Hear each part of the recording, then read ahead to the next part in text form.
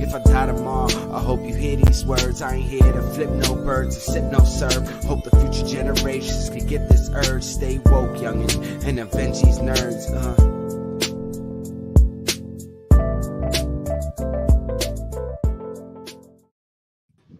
Nerds out. You. Welcome back. It's another episode of Nerds of the Round. And your boy Sebastian. It's boy Law. And Tone should be here soon, but Vmac here. Yeah, that was a mess up. The flow doesn't matter. We did it. Yay! What's going on, everybody? How are we feeling? Yo, I feel like there's too many shows for me to catch up because apparently Tekken dropped this weekend. Really? They dropped. The Tekken anime dropped this weekend. We dropped a new episode of Sandman this weekend.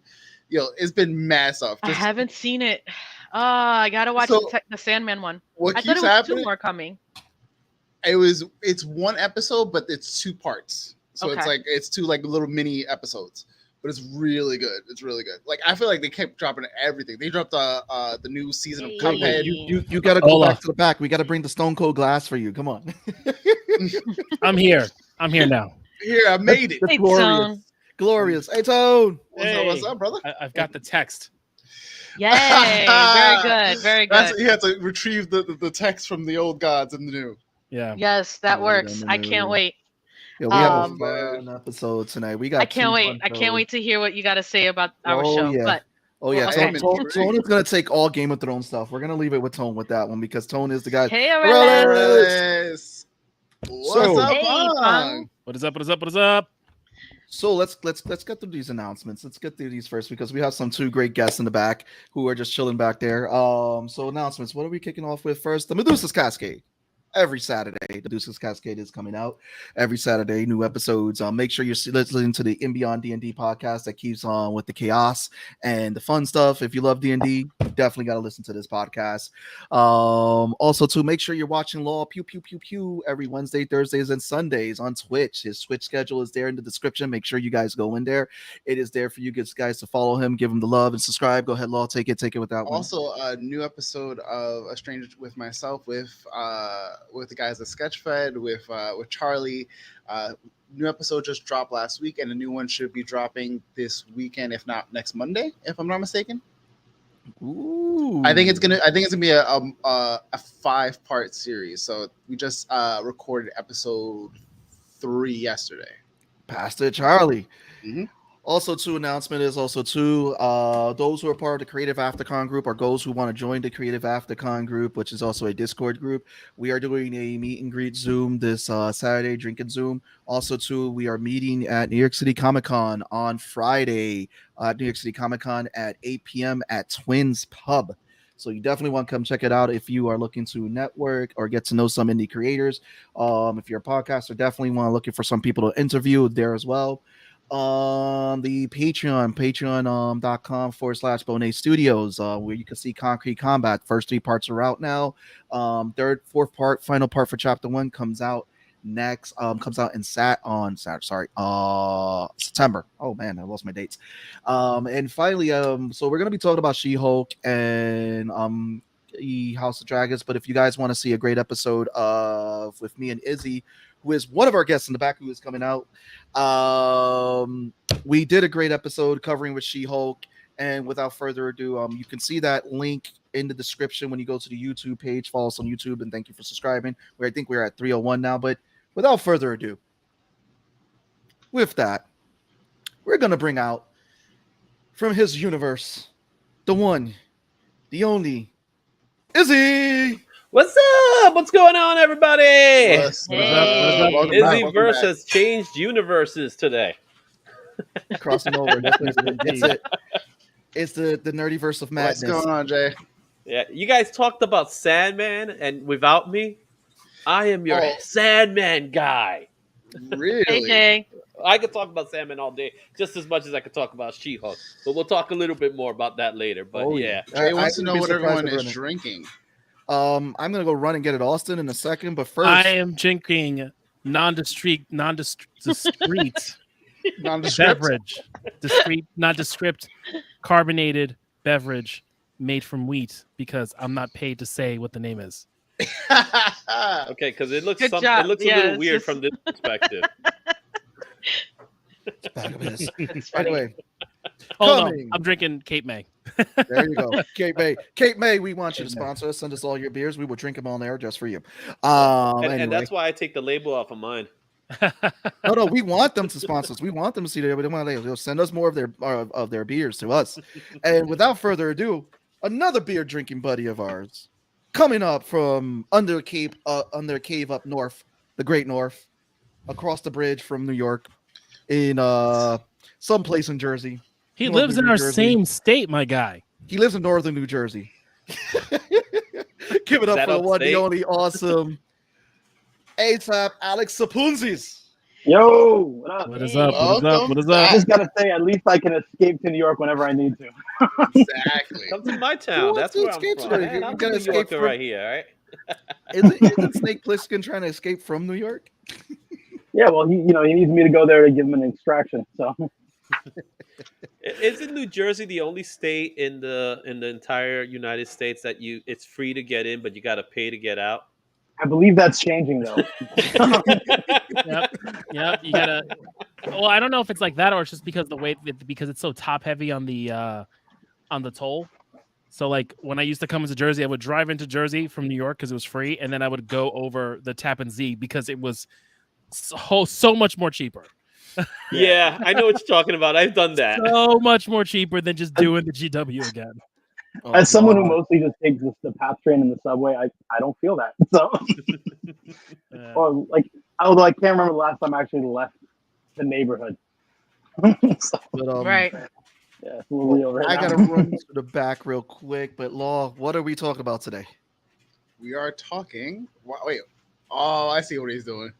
We are talking She-Hulk and House Such a of bad the. transition. Always, Wait. always. Always. We're not talking Witcher. Damn it! Not this time. But there was like photos from the set they are filming right now, and I'm so excited because I can't wait for that fucking season to come out. I'm excited about that one too. I think we're jumping into She-Hulk She-Hulk first? first. She-Hulk first. Val, I feel like I'm gonna switch this to Val because Val is our resident She-Hulk expert.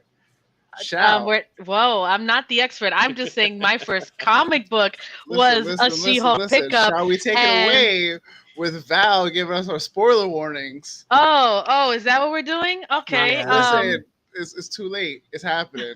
And it's apparently. So we're gonna open up the show with She-Hulk. Just premiered on Disney Plus.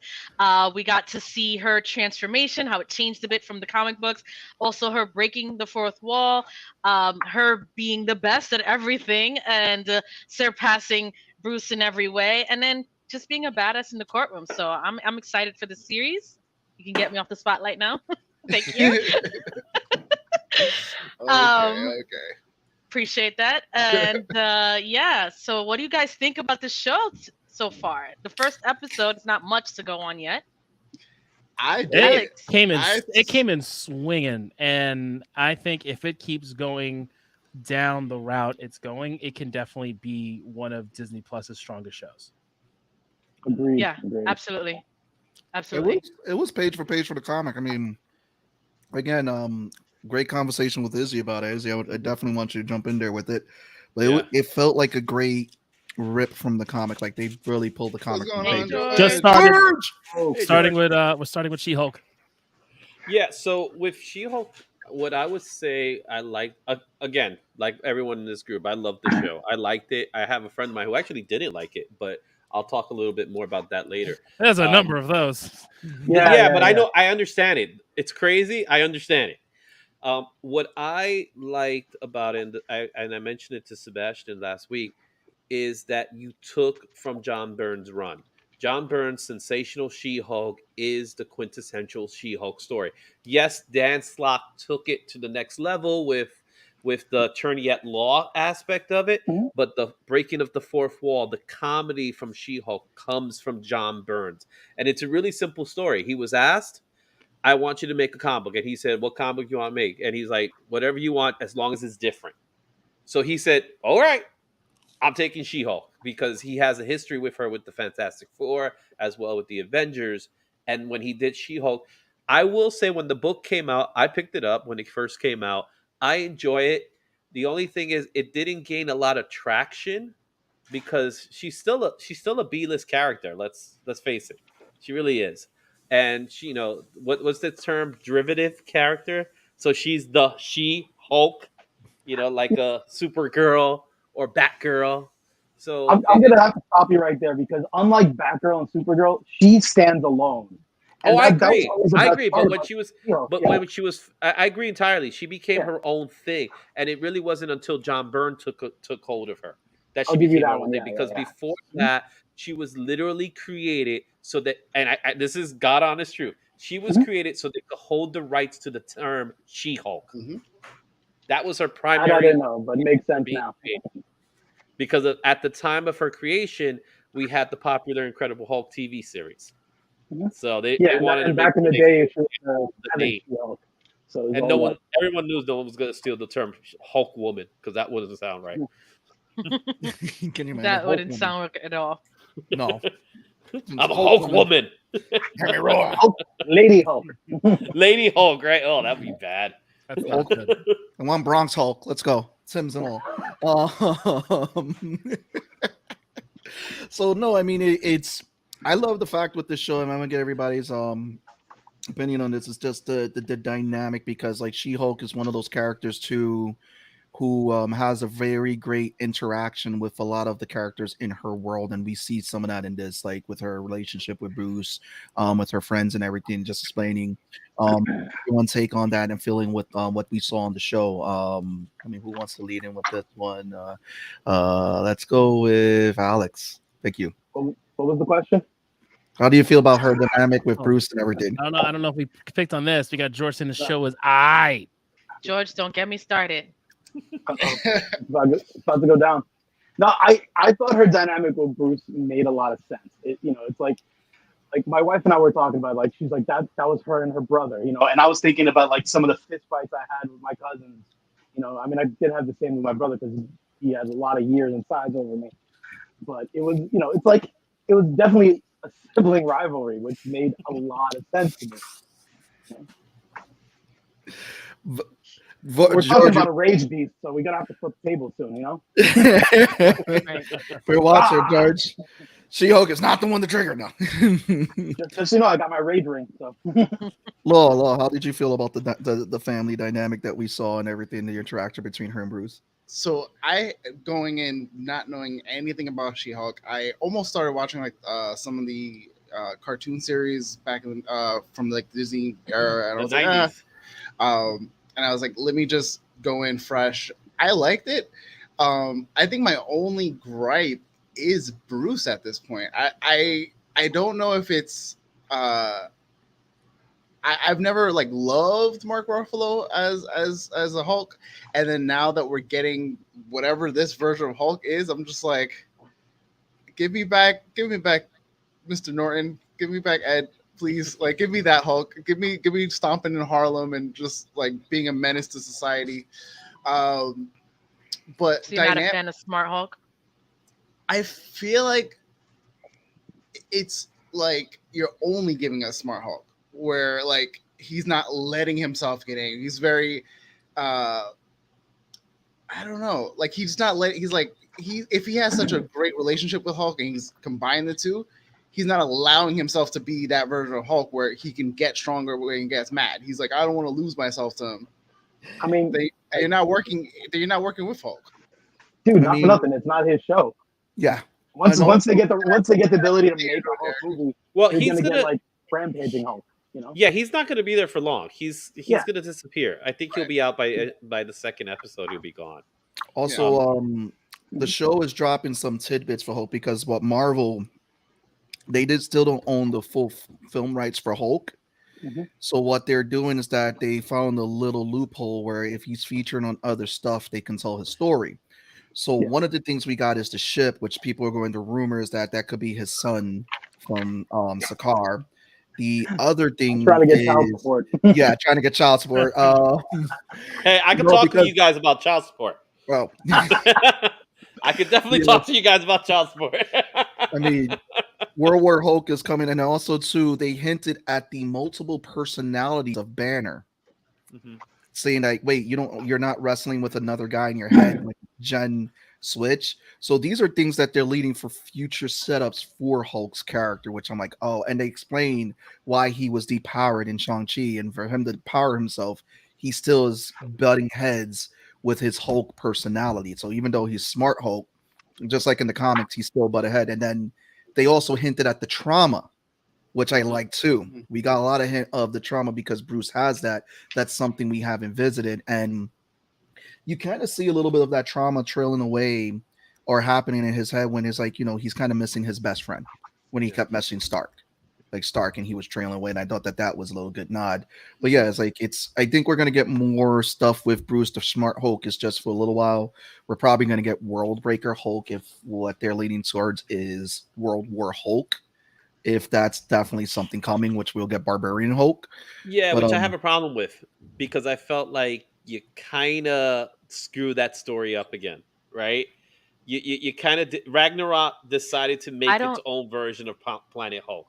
Right, I don't think we're getting that at all. I think this is people over speculating. Yeah, I think what's going to end up happening is, as you said, we might get Sakaar. We might get his son. Or it could be the Grandmaster, which I would love to see the Grandmaster return. He's one of my favorite characters. But back to what you were saying about the rights to the Hulk, it's funny because it's not like Spider-Man. They have the rights to do whatever they want with the Hulk. It just has to be a Universal production. So in other words, they could spend all the money they want with the Hulk and they could make a Hulk movie, but it has to go through Universal, and Universal reaps the benefits from it. That's some BS. And I think that's the same problem that Namor's going to have too. But the difference with Namor is that he never came out yet, but they've held the rights to it. So Namor is kind of in that same boat as the Hulk. So it's weird. So that's why you see Hulk everywhere, and you don't see him in his stuff. But again, the loophole was She-Hulk, of course. Well, since they pretty much own the rights to Sakaar, they could probably just do World War Hulk with him instead, and then Hulk could cameo in his son's movie essentially, and they could probably flip it around where the son goes on a rampage and the daddy's got to be like, yo, chill. So, Daddy, Tone, take it. Speaking of daddies, so sorry, because we're all over the place. What is the question? No, the relationships that we're seeing her with Bruce, and wherever you want to trail off at, because we're there. Fast, you gotta. What shirt do you wear now? With full screen and standing. He completely disappeared. Twin Star Exorcist. So it's the twins. All right. So onwards to Sid question. I'm digging the relationship. It is very much like a sibling rivalry, and I like that for what we are going to get in sort of this family dynamic between the two.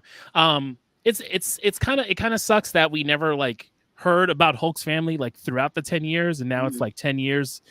Here's my cousin. We always knew he had the cousin, but it would have been just a nice nod to hear about, hey, my cousin, or or something like that. But I like that it's a grounded relationship. It's fun, especially the drinking at the end. You see them having fun with each other, and obviously they've been in each other's lives outside of the movies that we've seen.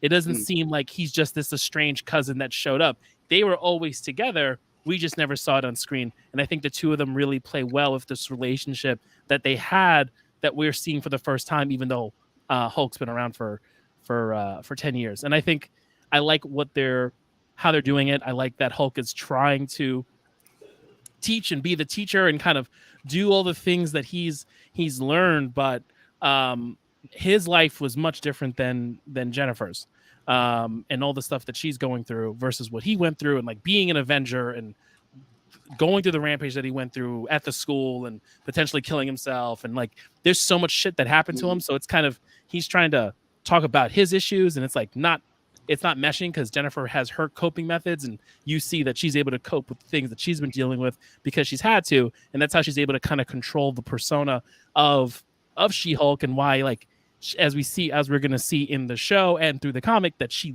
loves it and she enjoys it and wants to be about it. Versus the Hulk was like, Banner was like, I need to find a way to coalesce these two because then people are gonna see me like this monster, like and kind of like that flashback from Ultron. So I like the relationship between the two. I think it's gonna grow. It's very much like older brother, kid sister, and she's just poking at him the whole time. Yes, take the gummies and go upstairs.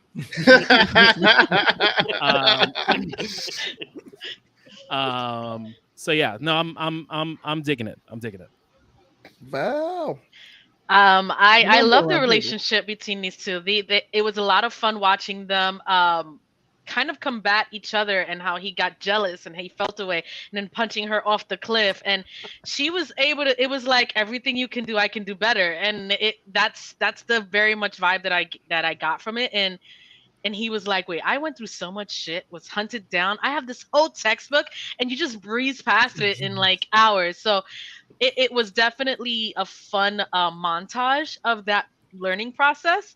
Seeing them get to fight as well was really dope. Them doing the slap. Oh gosh, yes. Slapping. Yeah, and it was really dope. I thought we haven't seen that in a while in a Hulk move, and it was nice to finally see that, and it's one of his signature moves. So bringing that back was fun. I thought their relationship was a really good way to tie in this character into the MCU, kind of like walking her through. And now I just want Hulk to go. So, cool. Yeah, I mean, I agree with Law where Mark Ruffalo, he does well for his role, but he's as a side character. I can't see him in a lead role, as like Edward Norton pulled a lead role Hulk out. I don't see Ruffalo being that for me. Ruffalo needs a solo movie. It sucks, but he's done a good. He doesn't need one. He did it. We've had already 2 lead Hulk movies. I don't think we need another one. But I gotta ask you guys the burning question that this show really, really, really did answer. How do you guys feel about that reveal that Captain America fucked? I mean, I've been wondering that myself. I probably think too much about Captain America. So I don't think he's related to Star-Lord a number of years back. Okay, so Star-Lord's granddaddy. Okay, so now that you mention it, I have a friend of mine who actually did not like that conversation. And here's why. He said that it kind of demystified the whole Captain America side of things. Like, it's kind of like he's supposed to be this symbol of freedom, of hope, and he's a superhero. And it's he didn't like the fact that, first of all, we're talking about Disney Plus, a TV show, theoretically a channel for kids, right? In a weird way, but it's not. I think they've been breaking away from that. Yeah, they've been breaking away from it a bit, and this show's kind of doing that a little bit. So I don't think he wasn't a big fan of it. I thought it was funny, and I could totally see She-Hulk doing that. You know, the She-Hulk from the comic books is very much like that. First of all, she's overly sexualized in the comic books. If anybody's seen the comic books, you know how she is. And I'm pretty sure we're going to go there here in the show in a way. We're not going to go all the way, but we're going to go there.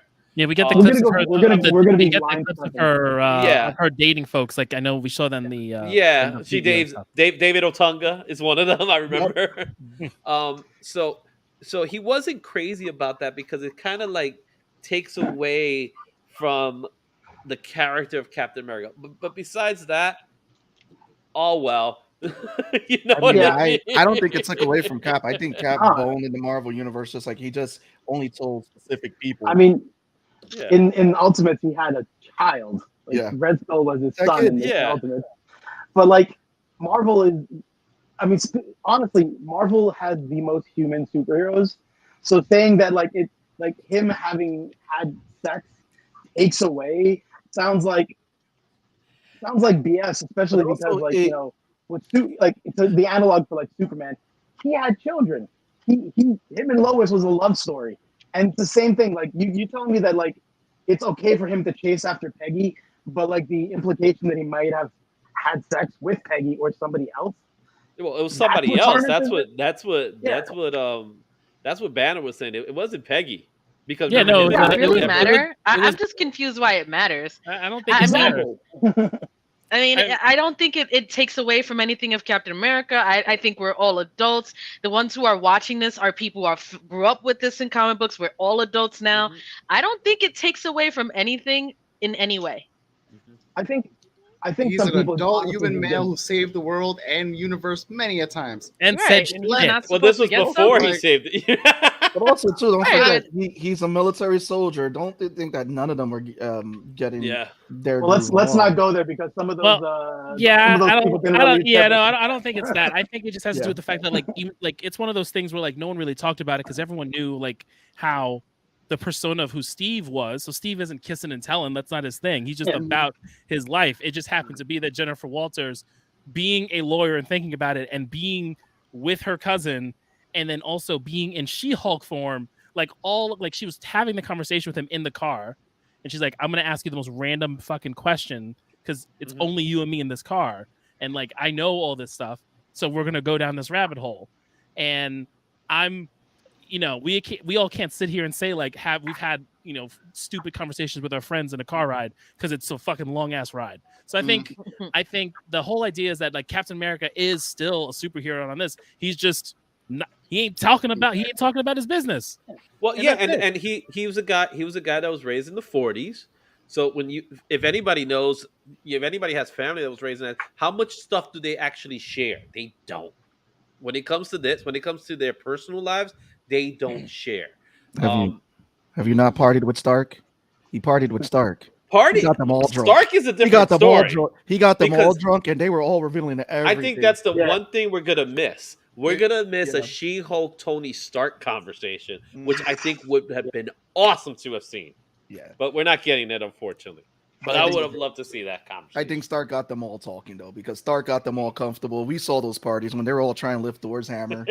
They were all drunk as fuck. Also, if She-Hulk had said that in front of Scott Lang, that would have been amazing. Yeah. Yo, actually, that's what I want to see. I want to see her and Scott Lang. That'd be fun. That should be fun. Because Oh, especially when she's like man. talking about his ass, and he's like, "I know, right? That's America's ass." I think he would be embarrassed around her. Honestly, I think No, Scott I think Lang would just be like No. intimidated by her. Intimidated, yes, but embarrassed by her, no. No. Scott, I think once Scott, they you can't get talking, they'll just hit it off. You can't embarrass Scott. No, but I think it's just funny though, because it was a callback to that joke when everybody kept talking about Steve's ass, and then he's fought himself and knocked himself out. He's like, "Yeah, that is America's ass." Just checking out his own ass. Why But not? yeah, I mean, what speaking of interactions, Scott Langs, I want everyone to go around the table wants to pick one character who you would love to see her interact with in the MCU, because I think we all have one outside of Scott that we would love to, and outside Tony, who's not there. I would love to see her definitely interact with Star Fox, because we know they had a small brief hookup in the comics. It'll be interesting to see how that goes. You said MCU character or in the actual comics? In the MCU, who's there now, who we've gotten to see. I got my mine pick. already. I got mine. I mean, who wants to I go got, first? I got, mean, I got mine, and I got my second if someone takes mine. Good call. Alex, But we're tagging Alex. Howard the Duck. Oh, that's a good one. That's not the one I picked. Mainly because they've already interacted in the comic, and I haven't. The Baloneyverse. If they were to do the Baloneyverse, I'd be so fucking happy. But if not, just having Howard the Duck and She-Hulk just riffing, like that would be the closest we can get to that Tony Stark moment of them just like at a bar just shooting, like talking about how ridiculous their lives are. I could see that being a court episode. She goes to a galactic court to represent Howard the Duck. That is a good comic. That's a good story in the Come Down slot. Ooh, that's a good one, Aurelius. Ooh, Yelena, yes. Arella's coming in hot with that one. That's a hot take. Val, come on, pick one. We want you to pick one, Val. In MCU, I can I count Deadpool? I mean, He's does it technically count? in there. He did He's do MCU. a brief thing with I would Korg. like to see those two. I think that because they're both very similar with breaking the fourth wall, comedy related things. I think that'll be fun. I can't think of anyone else right now. You took my pick. But I I have a feel, second. I feel like that would be a lot of people's pick, though. Yeah, Well, yeah, Deadpool. because what I would say is that if you get them together, they will break the fourth wall together, and they will talk about everything they can. So I could just see Ryan Reynolds already thinking, okay, how am I going to get involved with She-Hulk in this way? Because they're gonna have to do. I think they're gonna have to do it. Oh yeah. If Izzy, anything. Who was your pick, Ezzy? Outside of Deadpool. So my first one was going to be Deadpool, obviously. My second one is Spider-Man. Tom Holland Spider-Man. You know, Yeah. because for a lot of the same reasons for Deadpool, but the difference is with Spider-Man, you ain't going to see a fourth wall breaking, but you get to see the wisecracking Spider-Man, right? And he's going to just say things, and she's going to look at him, and It's a good one, George. Very good one. yeah, he's just going to be there like, hey lady, how you? And she's like, come on, and she'll just play with him. That's what she'll do. She'll just play with him, and he'll just be nervous all over her. That like he definitely will be nervous around her. Oh yeah. You know what I mean? Like, oh my goodness, this is a woman. You know? Law. So I would love to see that. Yeah, that would be a good one. Her and Deadpool give him crazy all day. Law, go. I've been trying to figure out because we haven't gotten him in yet. So I was gonna say Johnny, but because we haven't gotten Johnny just yet, I would say Valkyrie. Ooh. I think that would be a very, very dope conversation and just interaction to have. I like that. I could see that being one of those. Remember in the comics, they used to have some fun episodes in the comics where all the heroes sometimes they would get together with a few drinking buddies. I could see her and Valkyrie being drinking buddies and just talking smack. So, take it away with your pick. Gamora. Ooh. Really interesting. You want to see which one's the greener? Huh? Which one's greener from the two? Which one's greener? Yeah, I think well, it depends too, because like if you've got pre-push Gamora, I think it would be. They think they'd be more on the level. Pre-push. Right. Yo, I was like, it hit me late, but that was fucking funny. God damn it! He said, Oh pre-push my Gamora, God. You know, I think that Gamora, who's been on the level and has been humanized. Did he push her? Did he push her? Oh yeah, push. Yes. He full on yeeted. He threw her. Did he throw her? It's a push, a toss, a pull. Yeah, I don't She's think gone. post-push Gamora has much to say. Yeah, yeah, exactly, exactly. God Exactly. damn. So you got pre-push Gamora, who's more humanized by her interactions and love with Star-Lord, and then you've got 2014 Gamora, who is on her return of Spock self as we look for her in Guardians 3. And I think that Gamora will be interesting because while she still cares for her sister and everything and still has her, motives and ideas and knowing that Thanos wasn't to be trusted, but still the most deadliest woman in the universe, seeing She-Hulk on that level, I think would be an interesting interaction. Yeah. I'm surprised no one picked Rocket. I thought Rocket. My initial was Rocket, but then I was like, whatever. It's Rocket. I love Rocket, but he's gonna just it is right. I think Rocket will just be like, whatever, you're useful, cool. Rocket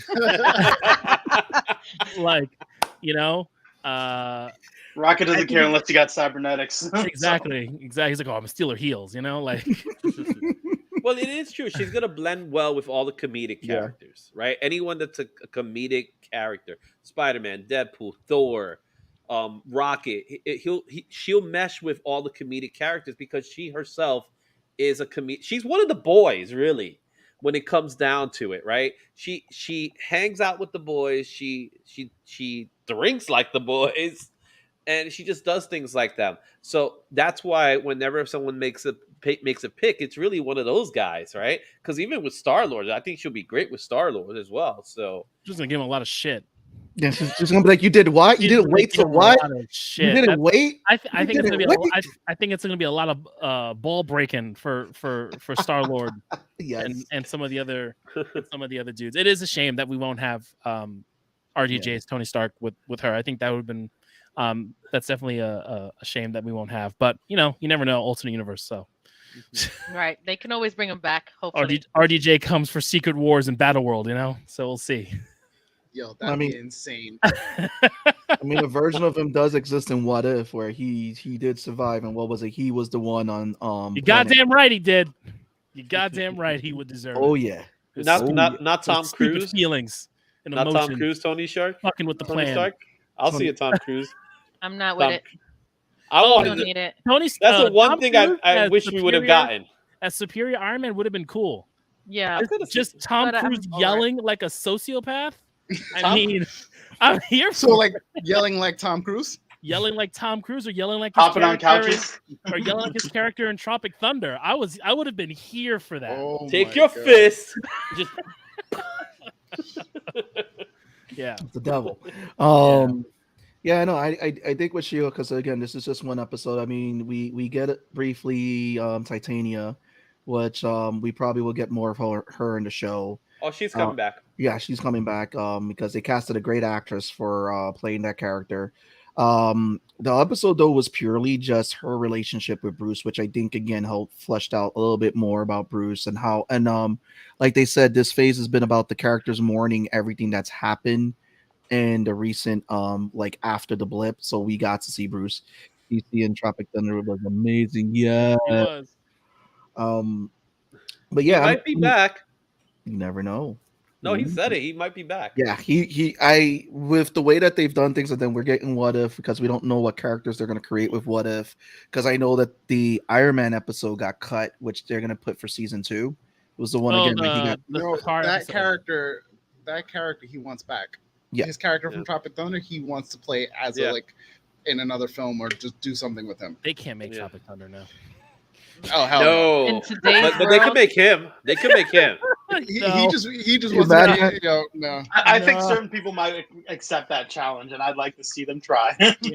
I mean, not today's world. Tropic Thunder was that wouldn't. Tropic Thunder is so of its time, and the meta-ness of the blackface that where everyone was like, "This is okay." It's like, it's too much.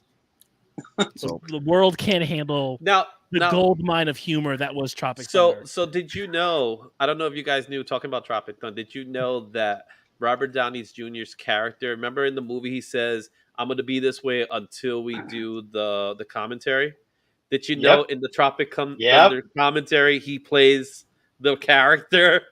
So he was serious about doing it.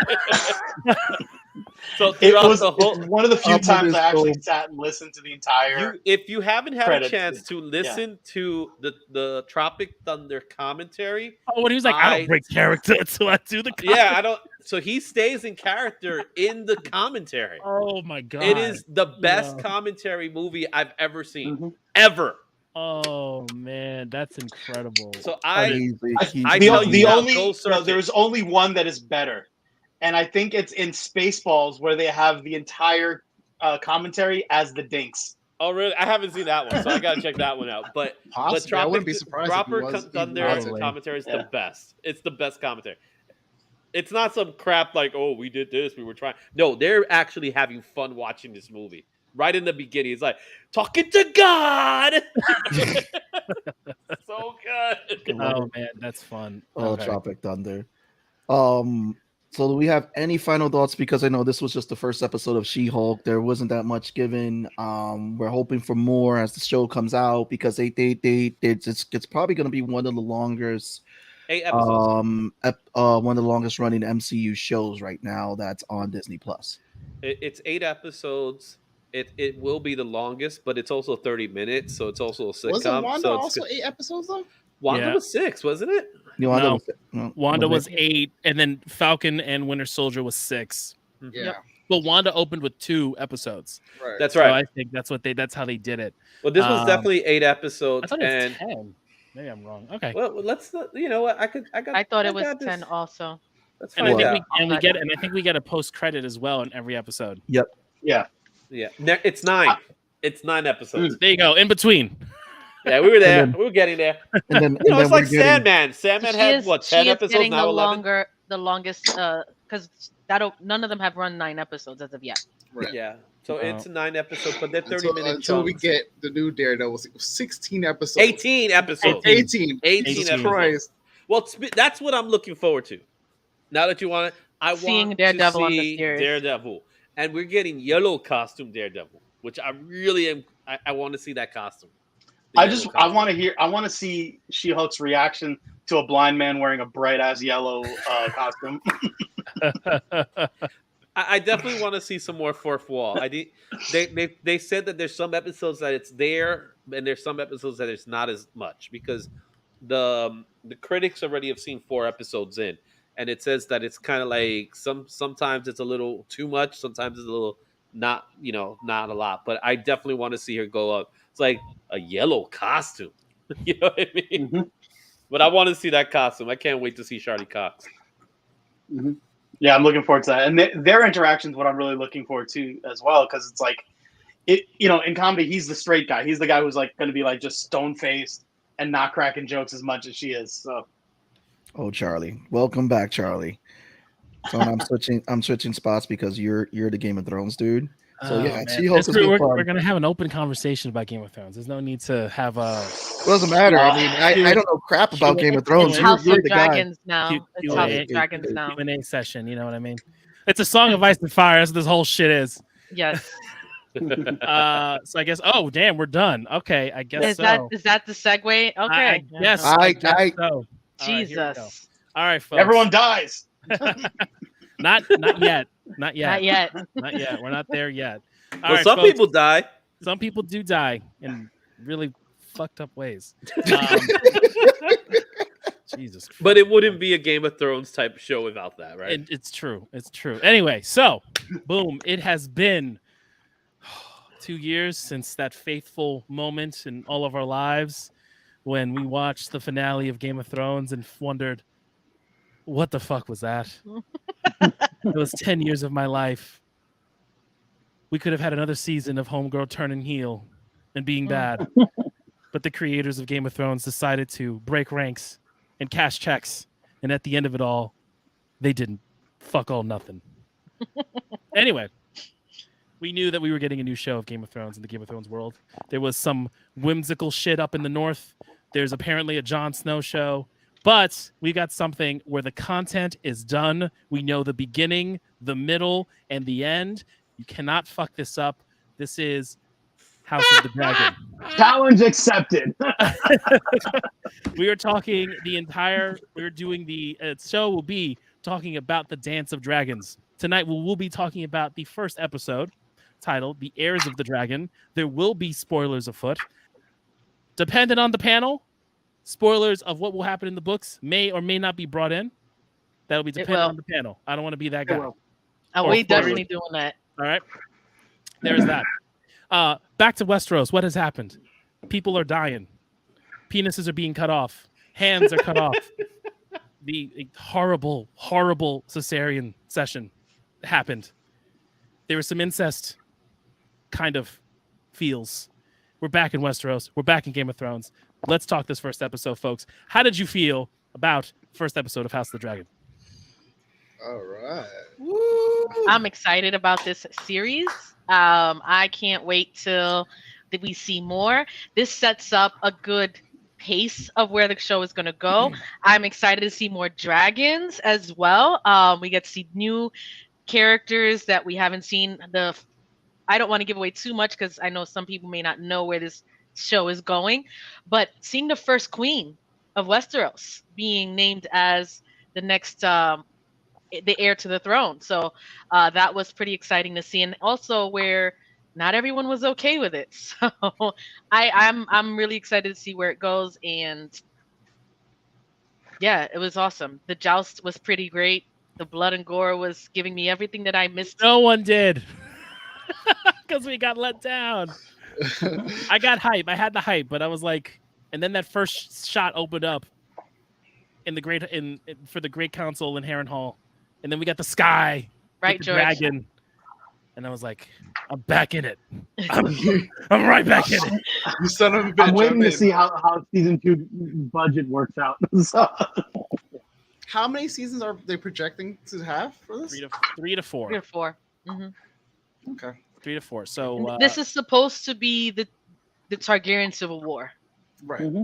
This is supposed to be where they're going to fight amongst each other over power and the crown, and where a lot of their bloodline goes. Yep. And the dragons too. Yeah. Bendito. What dragon? You take So my at least dragon. their budget will be reduced as every dragon dies. So What happened? they'll cut the budget for every dragon death. Well, listen. Well, there's always 3 main riders, and right now we're down to 2 because Viserys is already at this point of the story. Viserys already lost his dragon, and he hasn't gotten a new one since. So we only see the brother Daemon and this daughter Rhaenys, who has their dragon. At this point, we got 2 in one episode. I'm hoping to see. We should at least have at least 10 now in this 10. There part. should be there's supposed to be See, 10 dragons. There's like 10 dragons that we see in the show, because we will be jumping forward in time. But I think we won't be seeing any. From what I understand and how the first season is going to go, I don't think we'll see any sort of dragon on dragon battles. That's probably going to be in seasons 2 and 3. There are some major dragon on dragon battles that I'm really looking forward to seeing in the future of the show. I'm assuming the first season is going to be the build up to the Civil War, and then the season 2 and 3 will be the full wars, and then the last season or 2 will be like that, the coming together of the survivors, and how like the next era or whatever, how they deal with that. But I think it is good that they have like a timeline, so at least that is kind of helpful, I think. Yeah, I think it's gonna go from, let's see, so we started in the 9th year of Viserys, so that is 112, and we go to, I believe she takes 131 is probably where we're gonna end up around there. time frame wise. Okay. Yeah, That's good. So we're gonna have a good amount of time. 124 is where it really pops off, though. I think, if I recall correctly. Everything kicks off after Viserys dies. And I think that's a Spoilers. 124, right? I already knew. Like, 129. Okay. just with that, like, what's to expect from this season, just how the first episode opened with their council meetings and with all the side conversation, the shifty looks at everybody. Your man's already sitting on the throne. I was like, oh yeah, we back. Like, just like Tone, we're back in it. Like, all of the shady, underhanded, like, deal forming bullshit and all. Let's do it again, baby. Let's do it again. I went back to season 1 of Game of Thrones, and I watched season 1. I'm going to watch season 2 this week, but it just took me back to like, what I loved about this show. Everything was just so shady and crazy, and there's so many people being conniving and fucked up, and you're like, oh, this is great. I almost was like, who's gonna be the little finger? Who's gonna be that motherfucker's gonna be the little finger? It's straight up Matt Smith. Yeah. Well, no, Matt Smith is great. His I don't know character's that amazing. Matt Smith is gonna be Littlefinger, because Littlefinger, while it's a combination, because Daemon is he's got some of the shadiness, but he's not as underhanded. I think that's Otto. Like right now, Otto. Yeah. Like there's the Hand of the King. Yeah. The Like, Hand they of the both King, hate you each know other. he's got shit going on. The Hand of the King sent his daughter to try to seduce the king. Let's be real. That's what he did. Dog. So Is this what we're doing right now? So Daemon, I will say this, that Daemon loves his brother. Yes. There is some, like, the way he does his stuff, but at the end of the day, especially in that interaction he had at the Iron Throne, loves his brother and has his brother's back. Yeah. Like that much I can tell. Like, weirdly enough, that much I can tell. Yeah. But Otto, woof.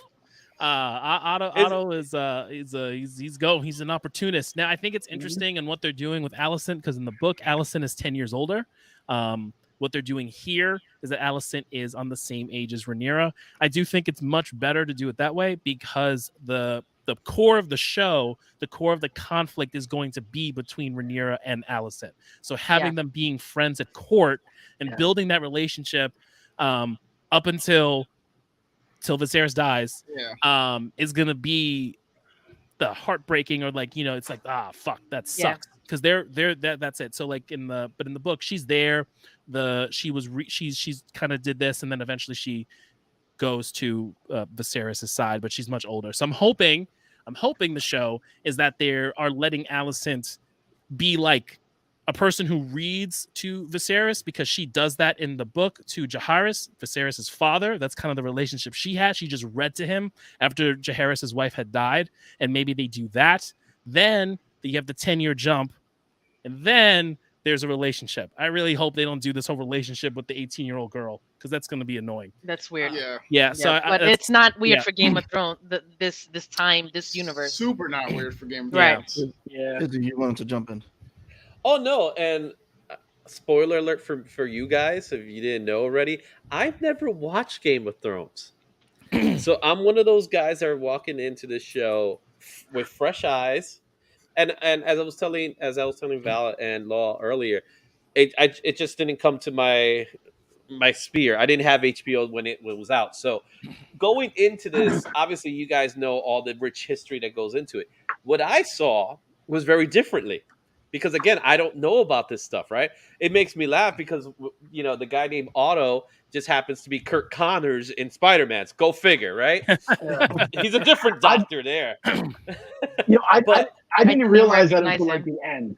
Like, you watch it. Who was he in this thing? Yeah, but what I will say is this much: what's already been established based off of a new person coming in watching the show. For me, is I already know Damon's badass. First thing, he's a badass, and this guy's ruthless. That I know. I know that Otto Hightower, he's not to be trusted, right? And then the whole, He's again, little finger. yeah, he's not to trust. Honestly, I wouldn't trust anybody in that courtroom as far as you can throw them. Like, yeah, straight up. And then you got how you say his name? Corlys. Mm-hmm. He's another one. There's another one. Valerian. Yeah, he's talking, and you can see there's a tension there. Right in the again, spoiler, when his wife and his child die, and they're having a talk, and they're not even waiting for it to be okay. You got to make a decision now. It's like, dude. They just died. I think Otto was the one who was pushing for a successor to be named. Yeah. Because he wanted to prevent Daemon from being put in that position, and they were going to lean towards the sister, the first one in their kids. Mm-hmm. But it's just more about maintaining control and power. Yeah, and then basically the which is the whole concept of the show. Yeah, and that I knew. I knew that. I love the way the throne looks. Yeah. Because they made it look like the truth be told, it's supposed to be uncomfortable for those who see it, and it's uncomfortable for the person that sits on it, and already he's getting like scars from it. So I love the swords. The 1,000 swords looks fantastic. It looks like you don't want to be on this chair, right? But did they change it from the original one? I can't. They did. Yeah, they made it look more accurate, right? More accurate to what George thought was. So like you got the chair from Thrones, and then what they did was because you can't like change it because it's so iconic. So instead of building it up and building swords on top of it and below it and propping the chair up, they surrounded it and widened out the profile by adding the swords. So you still got that iconic look of the Iron Throne from the original show, but you get that feel of what George was trying to portray because it's supposed to be this menacing thing that you sit on, and then as a leader, the whole point is that you're not supposed to get comfortable. You're supposed to sit up and sit straight and rule the realm. And so it does give you that feel versus how the first one looks just like a fucking chair. Yeah, right. Yeah. Iconic nonetheless, and I would love one in my office. But like, I'd love to look at one. I wouldn't want to open. Yeah, it's too much, way too much. It takes too much space, guys. It does take a shit ton of space. But it was great seeing that dynamic to see. Yeah, this is a telenovela. Come on, let's face it. It's a telenovela. It really is. Isn't every drama series that's what any of these types of shows are. Yeah. But this one has dragons. Right, so which is why it's not a telenovela entirely. Got it. Okay. Well, I mean, if you consider the abuela in a telenovela, she's like the dragon of the family, There you go. So No. ultimately, it looks amazing. I think the dragons look gorgeous. They did a really good job with that. It's just so funny that it just so happens to come out 2 weeks before Lord of the Rings. So I can't wait to see that one to see how like, oh, you want to see what good looks like? Let me show you this one. But I think both shows are gonna excel. So I don't think Prime's budget is there on HBO level yet. oh, Prime's Yeah, it is. budget. It is. It is. Yeah, it is. This is the most. You know that expensive package show. that's waiting for you? That's Prime budget right there. No. I'm Prime, aware. I'm Prime talking about has as far as for money. this show. Lord The of the way Rings. I'm going Lord money of the the first Rings- season. Lord of the Rings. insane. It's Lord of the stupidly Rings is the expensive. most expensive TV show ever produced.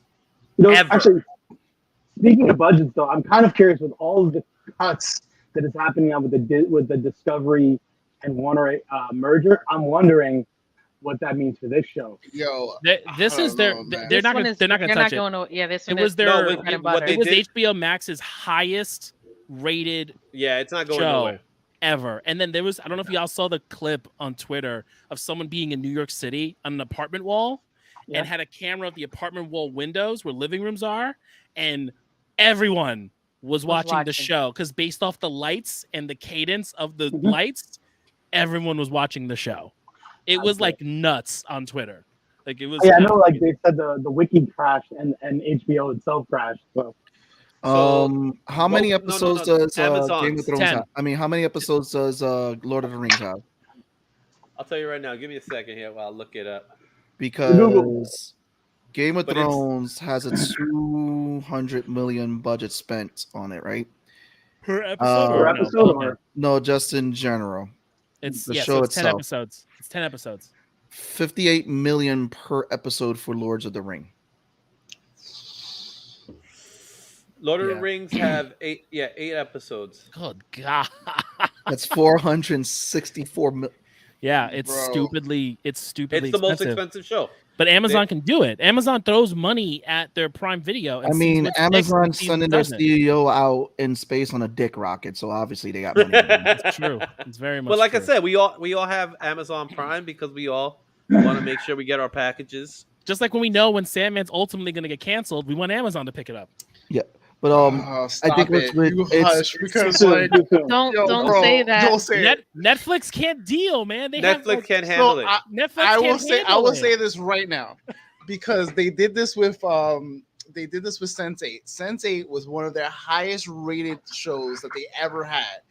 But the budget from the Wachowski sisters was so much. Like to shoot those episodes and to shoot like the level of like everything that they did for that show, they were like, oh yeah, we're just gonna cut it. And they gave us a movie as the season series finale of season 2. If that happens with Sandman, I promise you, Sandman's I'm gonna be going more to expensive. Right. It's gonna go. It's Season gonna go to, 2 It's gonna go to Amazon. Season 2 of Sandman is more expensive than season 1 because you are dealing with the story of Seasons of the Mist, Mhm. which is it. They're going back to hell. Yeah. Oh yeah, I know. So Listen, Yeah. I got my books here. When you got I've Neil been Ga- reading- when you I've got been reading Neil back up Gaiman- on it. when you got Neil Gaiman telling people, tell your friends to go watch it because we don't know we have a season 2. That to me is just crazy. The fact that you haven't solidified a season 2, knowing full well that this needs to be a complete story. You got to give me the 75 issues. And Since I know they're doing doesn't want season it- 2 of he Good doesn't want it Omens. going anywhere near HBO Max. Alex, Hmm? you were saying No, something I'm saying else. like since Neil Gaiman's got that deal with Amazon for like Good Omens, and they're making a season 2 of a book that doesn't exist anymore. So like they could he's already got an in there. They just take it with him. And fuck, I'd love to see them pick up American Gods since that got canceled too. And then Val, bring us back to Game of Thrones, Val, please. Sorry about that. You guys mentioned let's switch Sandman. it. I love that. That's That's it. my It love. happens. We go off the rails. Val, bring us back to Game of Thrones. Come on. Okay. Dragon. I'm sorry with the spot. That's it. So yeah, dragons. Tone. Fire. There you go. That's how I pass it. No, that's fine. love That's it. fine. That's fine. It's good. It's good. So bring it back. okay, no, that's fine. So how are all of you feeling about like you talked about Damon in your talking a little bit about Otto and all this. But what was everyone's feelings about Rhaenyra? Because she is going to be the main player here. I don't think that we got enough of her here. I don't think they gave her a really. She got screen time. She got some emotion where her knowing she wasn't good enough for her father. But I don't think she gave me a lot at this point in this episode. It was so much more going on that she didn't seem like the highlight just yet, up until he decided to say, well, I'm going to name you my heir, and you got to be aware of this and this and this, and now everyone's bending a knee to her. I think that was also done intentionally. Like if you're making this girl feel like she's not relevant, she's not important, and that her brother is supposed to be the big old heir, and like all the realm is and your father has their attention on this kid that hasn't even been born yet. You're like, the way they shot it and the way they portrayed it made it feel like she was like playing second fiddle to everyone else, until they were like, well, shit, we don't want it going to Daemon. Now we have to bring you into the fold. Now we actually have to like put you up on this pedestal. Finally. Right. And I think, if that was the intention throughout the episode, then they did a great job of it. Because I didn't feel anything for her up until that point. I want to see her relationship with Daemon. How it's going to be, knowing that Daemon wanted that. That was for him to have. And now that do you want to know spoilers? Do you want to know spoilers? Because I can tell you where they're going to lead. Well, that's the thing. I'm the guy that doesn't know the history, right? My question is, but do you want to know the history? What's going to happen? You know what? I'm going to say no, because there's someone out there that doesn't want to know, and I don't want to mess it up for that person. But this show I'm going to go full of it. Then they should watch the show. I'll tell you this. I'm gonna tell you this. Daemon loves his family. Well, aside from that, but like the Targaryens are really big on incest and keeping the bloodline pure. Mm-hmm. That's like that's practically giving it away. That was definitely practically giving it away. Bro. No, but that's a thing, like everyone knew it. That's like a common knowledge thing that the. I mean, unless you've never watched the show. Unless you never watched the show. But, exactly. If he's never watched the show or read the books, has no idea of the lore, bro. But let's talk about She-Hulk. The series has been around for like 30 years now, practically. Dude, Alex, 96, seriously, 30 years now. 96. I have the first one. Well, you mean the books have been around that long? Yeah. And they've been talking about these characters like this is a prequel. This is like, hey, remember this thing that happened 200 years ago? They've been talking about it. There's a 20-minute animation that was dropped in the season 5 DVD that talks about the Dance of Dragons. Yeah. You can literally just watch that for 20 minutes and you'll know exactly what's going to happen in 4 years of content that we're going to get for this. Or you can just look it up on a wiki. Or you can look it up on a wiki. Or you can say, you can ask us right now and we'll tell you straight up what's going to fucking happen. Yeah, she's no Arya. She's no Arya. I love Arya so much. Me too. So much. She's one of the best characters other than Jon. Arya, we miss you. Sorry. That was no rando. Yeah, she was no rando. No, I'm expecting good things from her though. Like I think right now it's like a slow burn because she's got to come into that queenness. So I'm definitely looking forward to that, and I'm hoping, she's on the good side of the Targaryens, not the nutty side. It depends on your perspective. I don't see, the thing is this particular battle we're going to experience in this series, neither side is completely wrong, but both fight for the same power. And it really will depend on your perspective. There's no good guys in this series, I think. So how did you guys feel about the beginning of the Night Watch here? Because Night Watch, in the original series, they were not Night Watch. Gold Cloak. It was the Gold Cloak. City Watch. The City Watch. Yeah. But they'll be selling the brothers of the Night Watch, protecting us from the evils of the North. Already exist at this point. It's been around for a bit. Yeah, they've been around for a bit. So the City Guard, like, how would you feel about them placing you? That was fucking nuts. I mean, everybody. ACAB. Gotta protect the city. It's wild. Yeah, right. That was a wild scene.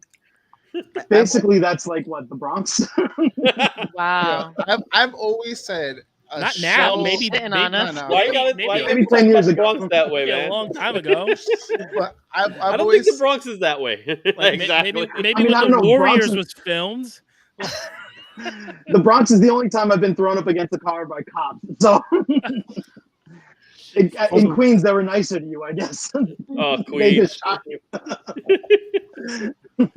I can No, tell you the Bronx is not like that right now, guys. I can tell you that for a fact. No, it was definitely interesting to see the Go Cloaks like that. Just so Damon is the reason why they're called the Go Cloaks. He kind of shaped them all up, and then seeing how they are then when there was competent leadership involved versus how we see the Gold Cloaks in the show where they can be easily bought off. You know, it was interesting to see them because it felt like they didn't feel like they didn't really have the power to do anything. It was like, you know, you got the King's Guard and they were doing their stuff in Thrones and that was it. And like Flea Bottom was Flea Bottom, kind of shit just went the way it was. And then Damon's like, well, because essentially what happens with Damon is like they gave him a bunch of jobs and Otto was just kept telling, I don't want him here. And so he was like, all right, well then fuck it. I love my brother. I'm going to give him a legit job though. Yeah. And he overachieved with the Gold Cloaks and literally has this group of men loyal to him and just going on with martial law, just judge, jury, and executioner of cutting off hands and castrating and beheading at random. Just like this like, dude is a murderer. Thief, this dude was rapist. a thief. This dude is let's get them all. Yeah. He's like, we're about to have a bunch of people here.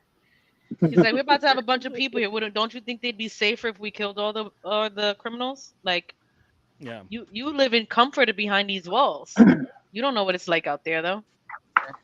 Yeah, that was one thing that kind of stood out to me too, because like out of all the people in that family and the small council, he was the one who actually lived in the streets. You know, like not in the streets, but he was like of the people.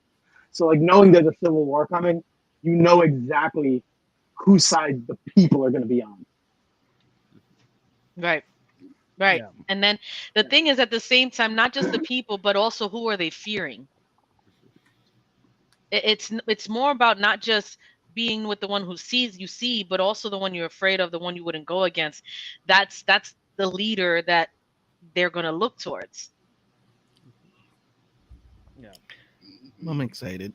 It'll be interesting. I'm interested to see how it all plays out. I'm wondering if how they're going to end this show and the season at least, and what we're going to be going, how they're going to break into season 2 and how they're going to deal with once Viserys dies and this whole thing of succession and a woman being queen that we saw Jaehaerys was trying to prevent in the opening, and ultimately it just, no matter what he tried to do, I don't think it was up to. I think Jaehaerys didn't want to go against the people. He allowed them to vote, and the small council and the people who voted from all the lords of the land, supposedly is 20-1, decided they didn't want a female leading them. Mm-hmm. He left it open to them because I think he was okay with either option, but he gave them the choice of choosing who would be next to lead.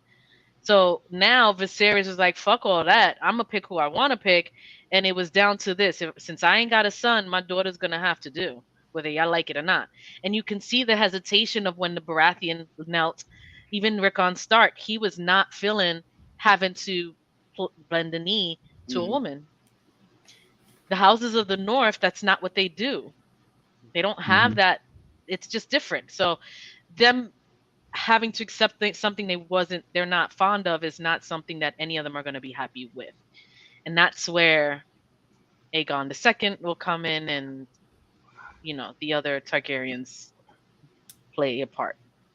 I did have a question for everyone though, like about Viserys. It's like they're hinting that he's sick with something. And I'm wondering like what it is.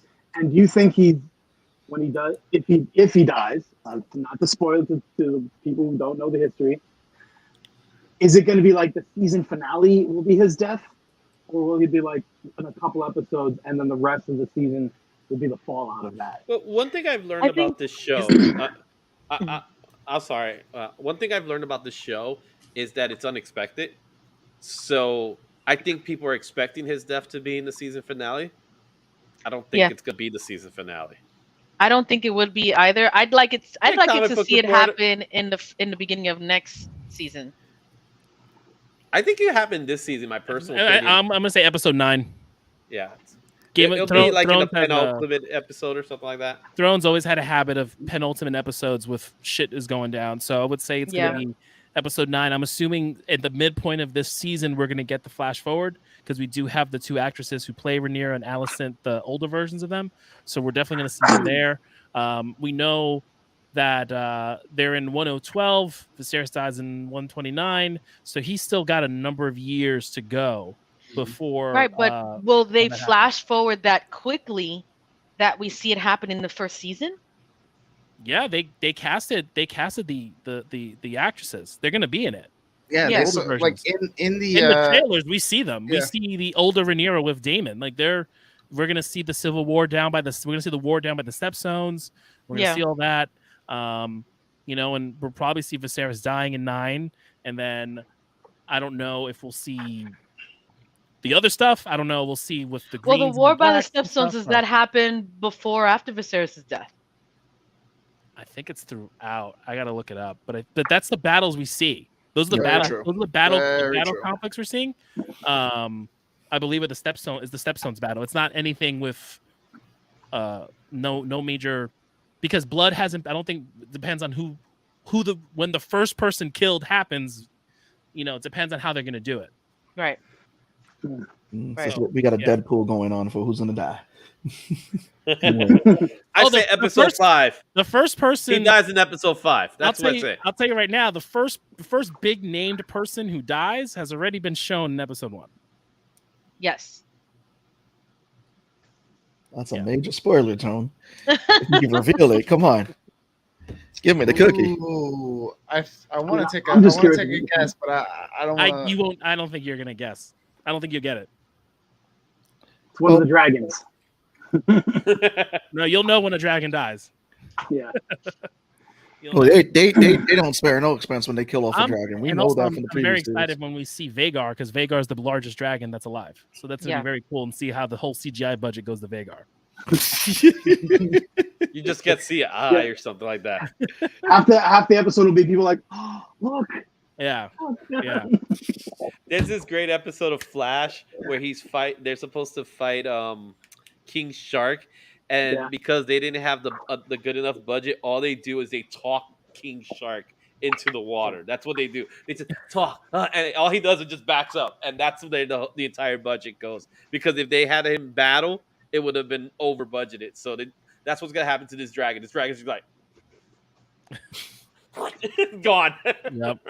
I think they have the budget for the dragon. They got it. They gotta have the budget.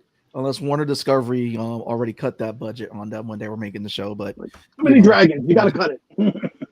Too many dragons. They took that Batman money away for it. Oh God! That Batgirl money. You know what I'm saying? There's the deleted Batgirl cut. Oh man.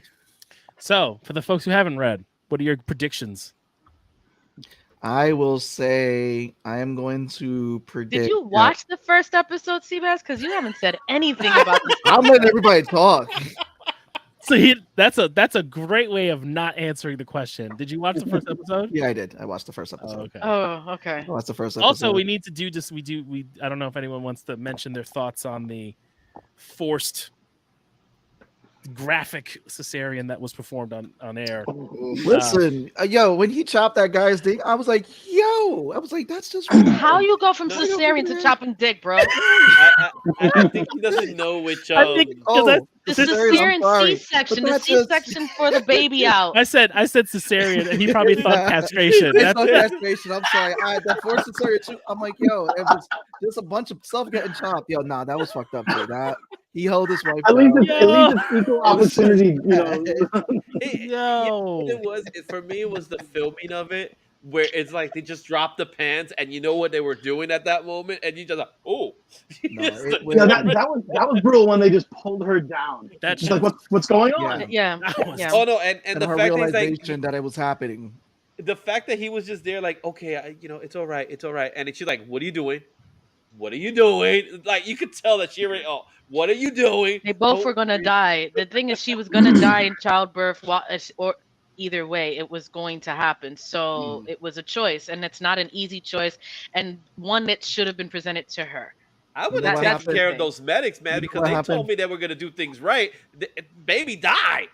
You did nothing right. The DM asked him roll odds or evens, and he did not match what the DM rolled. And the DM was like, "Okay, you lost both. That's it. You picked the wrong choice." we got to practice. There was a survival check, and they rolled a 1. There you go. They were like, "Oh, we got to practice. It's going to happen this way."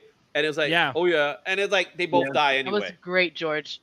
Definitely. The way the joust and everything is partying on one end, and people getting killed, versus the pregnancy and her having to deal with the breach, and then deciding to cut her open. It was just a very good scene. Well, I think that those two scenes were kind of a callback to like when the queen was like, "This is the bed. The birthing bed is the woman's battleground." Yeah. Like I think that's why they did that. Like this is the men fighting for their lives. This is the women fighting for their lives. They were metaphoring off of each other pretty much. Yeah. But I did love the joust. The jousting was cool, man.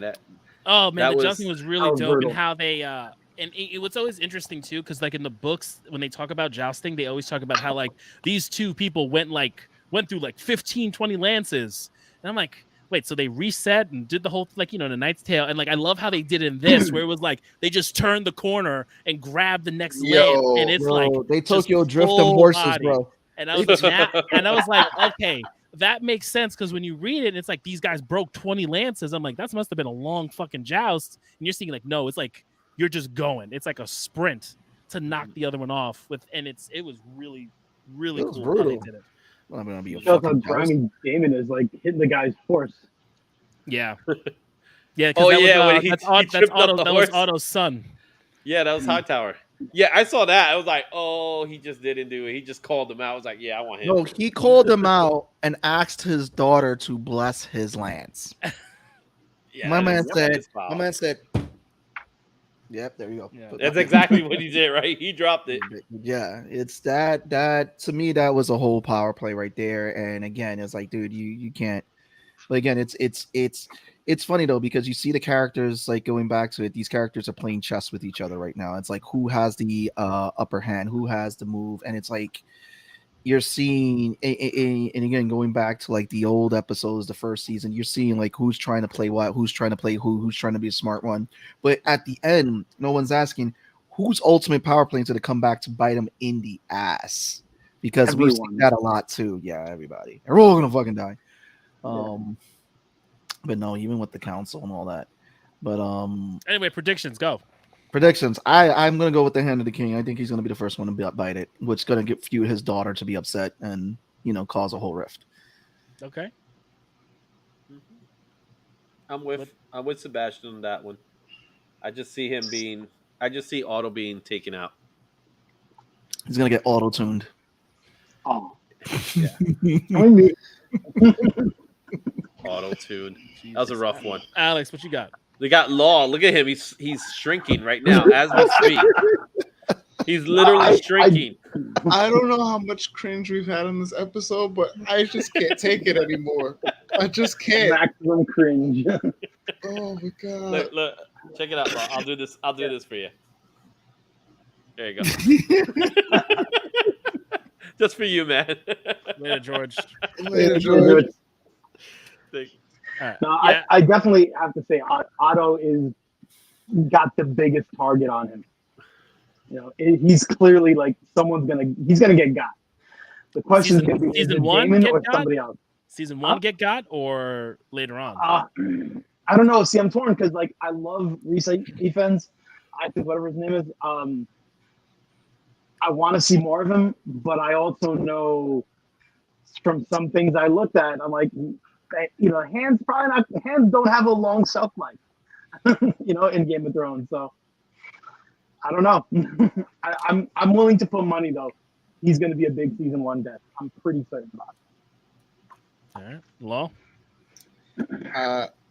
Otto was my original pick when you mentioned it before, because feel like it makes the most sense. But honestly enough, the other person we haven't really considered was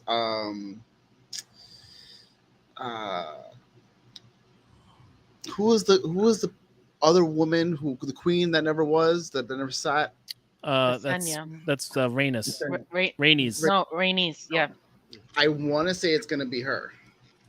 She's the first one to die. I think so. Only because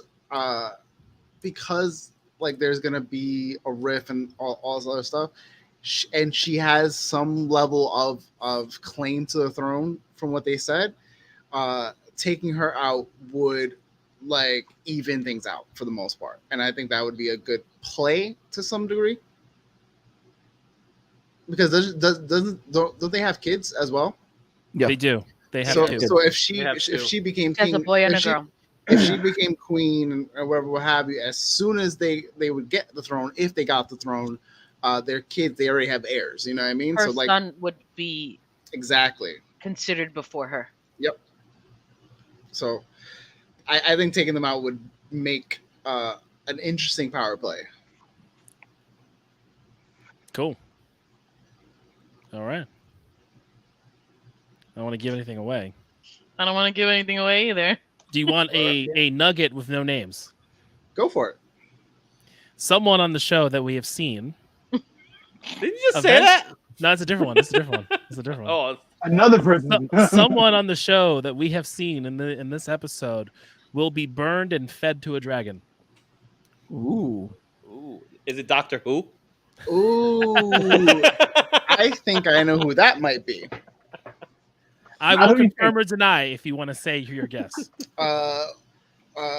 What house was the kid from that got the princess's favor? The what? Kristen Cole? Yeah. Oh. I'm thinking him. He is a big player.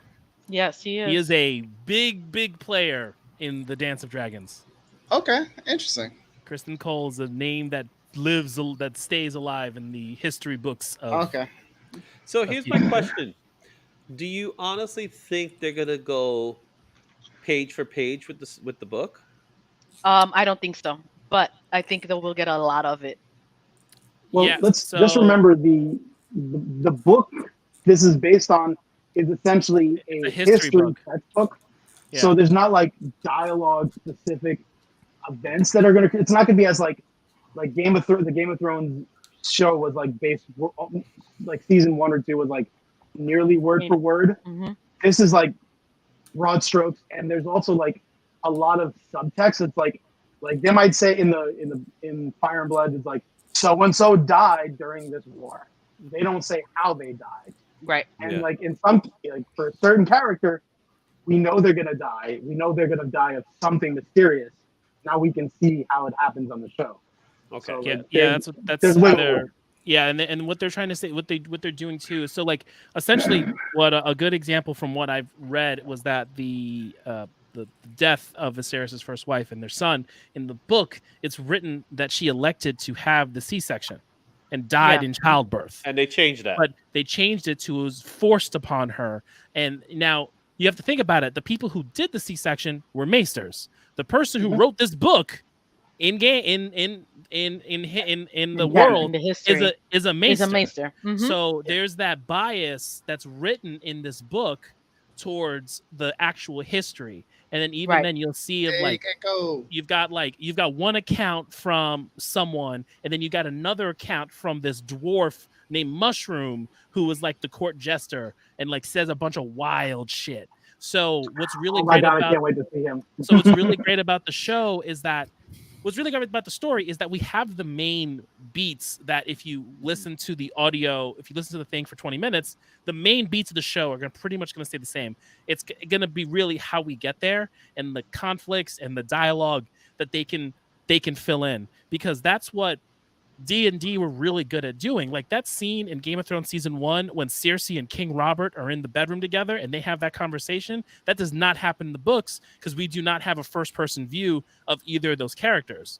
Right. But they wrote a very good scene between the two and you kind of got that dynamic, but they still had the book as their guidelines. So we've got Fire and Blood and 8,000 words to give us guidelines for what the Civil War is going to be. But then you've got the really good writers who've been doing this kind of fill in the subtext and give us maybe like the true events based off what George says. This is what really happened. Right. So it's interesting that we get a mix of both. Which I'm looking forward to. Yeah. Water cooler talk. Game of Thrones. It is back. No, and actually that makes it even more interesting because it's almost like the book is the Cliff Notes rather than the TV show. That the TV show is the actual novel, but the book's the Cliff Notes to that. So I kind of that does make it sound even more interesting, and it's actually kind of wise. I don't know if that was intentional or not, but it is a very wise way of looking at it because it's like we know something's happening, we just don't know how it's happening.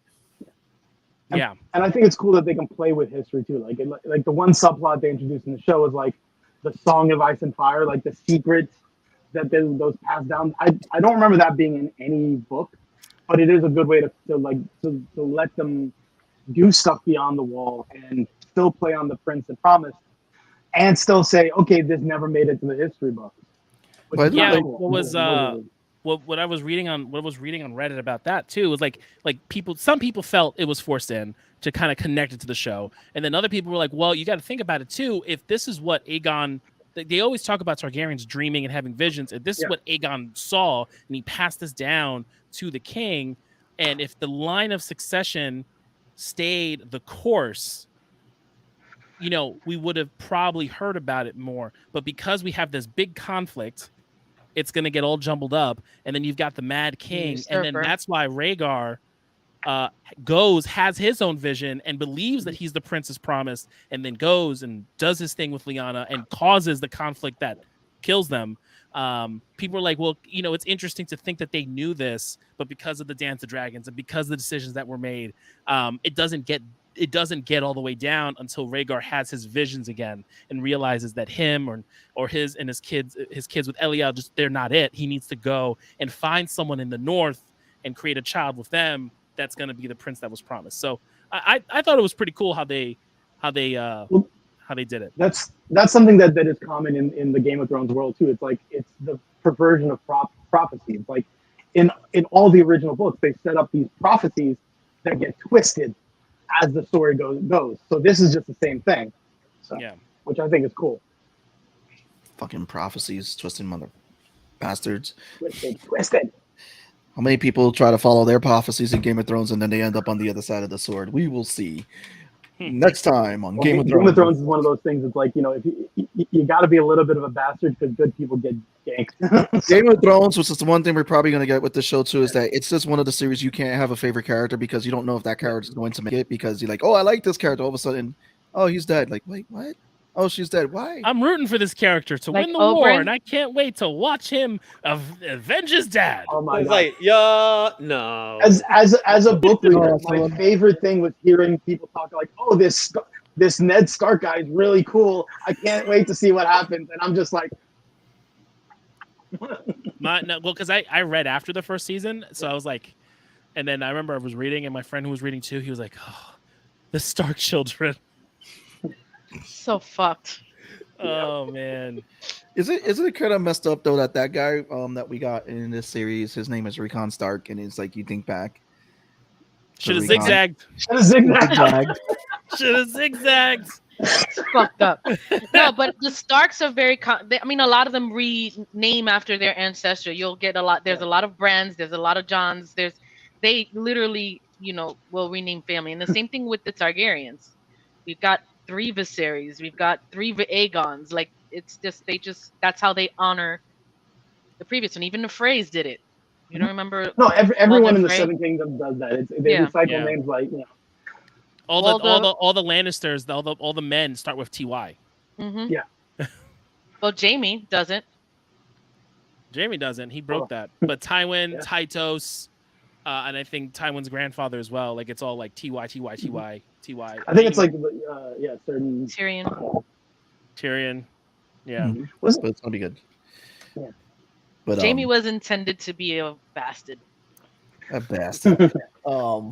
But no, Game of Thrones. I mean, we're excited that it's back, guys. It's back. House of Dragons. She-Hulk has been kicking ass. So we got She-Hulk this Thursday. We got Game of Thrones this Sunday. What are we doing next week? What, more She-Hulk and Game of Thrones? That's the plan. That's the plan. Unless anything else comes up. And then eventually we're gonna somehow shoe in fucking Lord of the Rings. And Lord of the Rings, man, we have that that's gonna coming be a big. You know, Izzy's ready to talk about that one. And then you got next month with Andor. Don't forget that stuff's happening. I completely forgot about Andor. Yeah, we still got plenty of time for Andor, though. We still got plenty of time for Andor, but it's coming. Yeah, no, I'm interested to see what they do with Lord of the Rings and people like dealing with it, and it's just interesting because it's like it's all like similarity and essentially just the hardest shit to read from Tolkien. From what I've heard, I haven't read Season the 3 of C comes out on the 26th. Oh, I can't fucking wait. Season 3 of what? See, this month or next month? No, this month, the 26th. Season 3 comes out this month. The final Bro. season comes out this month. Yeah, 26 is that this week? Oh my god. Yes, Friday. My man Friday. Baba Voss. Yo, it's if you haven't seen C, I'm gonna thank finish you, my thank binge. you, Tone, for This is- taking the time.